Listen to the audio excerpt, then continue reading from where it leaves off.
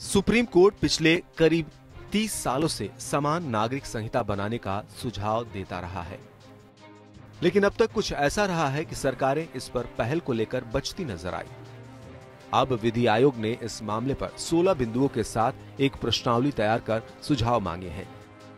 ये सुझाव धार्मिक अल्पसंख्यक समूहों, गैर सरकारी संगठनों के साथ ही समाज के सभी तबकों से मांगे गए हैं।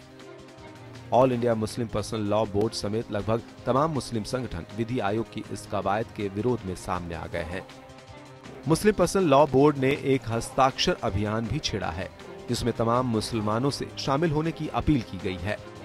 इसके लिए एक फॉर्म तैयार किया गया है, जिसे भरकर 30 अक्टूबर तक लखनऊ के ऐशबाग ईदगाह स्थित इस्लामिक सेंटर ऑफ इंडिया के दफ्तर में भेजने को कहा गया है।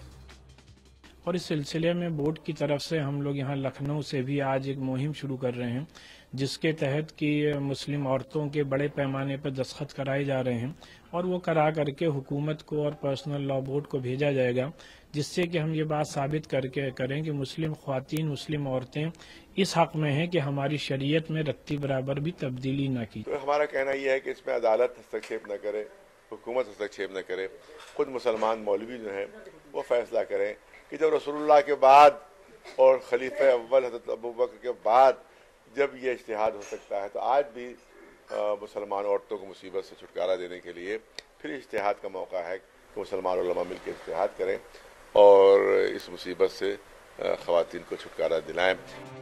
विधि आयोग के सवालों में पूछा गया कि क्या 3 तलाक का चलन खत्म कर देना चाहिए या इसे बरकरार रखा जाना चाहिए, या उचित संशोधनों के साथ बरकरार रखा जाना चाहिए।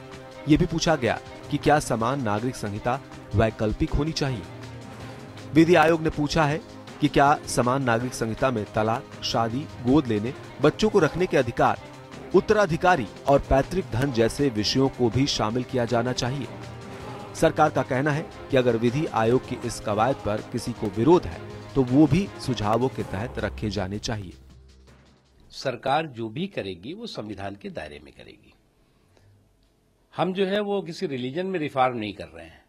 हम रीति रिवाजों पे रिफॉर्म की बात जो विधि आयोग ने कही है कि जो रीति रिवाज हैं केवल सिर्फ वो मुस्लिम्स के लिए नहीं है, तमाम समाज के और भी जो है क्रिश्चियंस हैं, हिंदू हैं और भी समाज के जो हिस्से हैं, उनके धर्म में कोई जो है वो हस्तक्षेप नहीं हो रहा है, धर्म में कोई रिफॉर्म की बात नहीं हो रही है। रीति रिवाजों पर रिफॉर्म पूरी दुनिया में हमेशा होता रहा है, भारत में होता रहा है और ये वक्त है कि जब इसके बारे में ओपन डिबेट होनी चाहिए, डिस्कशन होना चाहिए, राय मशवरा होना चाहिए।